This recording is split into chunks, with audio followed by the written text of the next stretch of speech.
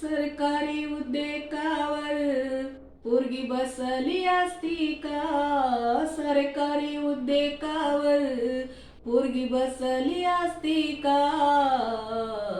माता सावित्री नसती तर पोरगी शिकली असती का? माता सावित्री नसती तर पोरगी शिकली असती का?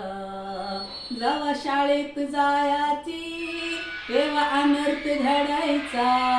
जेव्हा शाळेत जायची तेव्हा अनर्थ घडायचा. फक्त चूल आणि मुलं, फक्त चूल आणि मुलं हे बसायची करायचा.